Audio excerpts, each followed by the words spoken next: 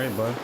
The fact that Jacob Brewer and his parents have turned their living room into a personal rehab center is telling enough. Tell me when you're ready. I think I'm ready. But the rest you should know How you feeling? is that the paralysis he's still trying to beat Kind of call it doing laps.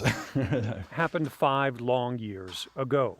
Jacob took a direct lightning hit on a Florida vacation, entered his chest, exited his foot, stopped his heart, scrambled his nervous system, and changed everything. He's made a miraculous recovery. A miracle they've had to fight for. From Tampa to Fort Worth to Chicago. In search of rehab experts and So specialists. we wiped out our 401k, got on a plane, traveled to Vienna, Austria. For a machine that stimulates his muscles and frazzled nerves to regrow, ironically with more electricity. I do want to walk again, so I'm gonna be willing to put in this effort as long as it takes. Jacob and his family agreed to share his struggle one more time because on average, lightning hits 270 people each year in the U.S., kills about 27.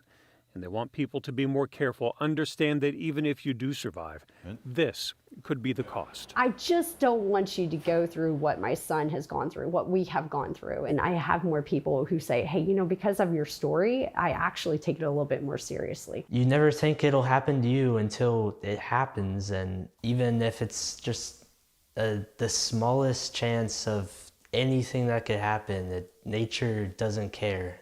Jacob does care, however, that people realize and respect the lifelong damage a little lightning can bring. I'm lucky I survived. In Keller, I'm Kevin Reese.